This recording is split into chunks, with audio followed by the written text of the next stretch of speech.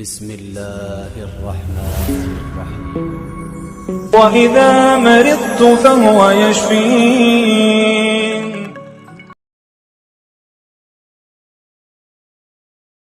یا ودودو کا ایسا طاقتور وظیفہ جو دشمن کو بھی قدموں میں لے آئے۔ السلام علیکم ورحمۃ اللہ وبرکاتہ۔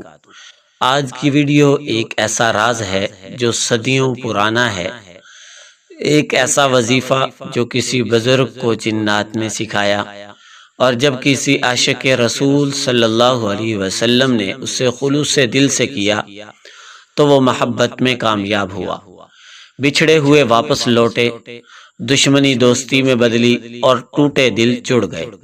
لیکن یاد رکھیے، یہ وظیفہ ہر کسی کے بس کی بات نہیں، یہ انہی کے لیے ہے جن کے دل میں یقین، اخلاص اور توکل ہے۔ کیا آپ نے کبھی ایسا محسوس کیا ہے کہ جس سے محبت کی وہی دور ہو گیا، جس پر بھروسہ کیا وہی بے وفا نکلا؟ کیا رشتے ہاتھ سے نکلتے جا رہے ہیں؟ گھر میں ہر وقت جھگڑا رہتا ہے، یا کسی کے محبت میں پاگل ہو چکے ہیں مگر وہ آپ کی طرف دیکھنا بھی گوارا نہیں کرتا؟ تو رکیے، سانس لیجئے، کیونکہ آج میں آپ کو ایک ایسا راز دینے جا رہا ہوں جو شاید آپ کی زندگی ہی بدل دے۔ یہ بات ہے مکہ مکرمہ کی۔ ایک بزرگ عالم وہاں مقیم تھے، روزانہ حجر اسود کے پاس جا کر دعا کرتے۔ ایک دن ان کے پاس ایک اجنبی آیا، چہرہ نور سے بھرا، آنکھوں میں عجیب جلال۔ اس نے کہا، اے اللہ کے بندے، اگر تم چاہو کہ تمہاری ہر دعا سنی جائے تو صرف ایک اسم کو پکڑ لو، وہ ہے یا ودود۔ بزرگ حیران ہوئے، پوچھا، کیا صرف ایک نام کافی ہے؟ اجنبی مسکرایا کہ یہ صرف نام نہیں، یہ کن فیکون ہے۔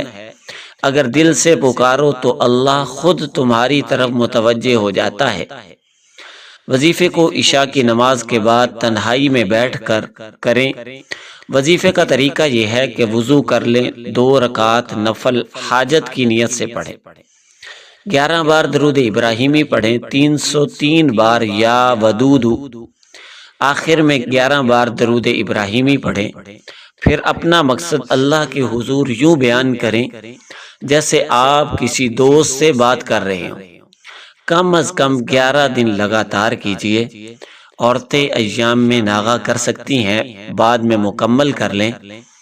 دوران وظیفہ تصویر یا ویڈیو دیکھ کر نہیں، دل میں چہرہ رکھ کر تصور کریں۔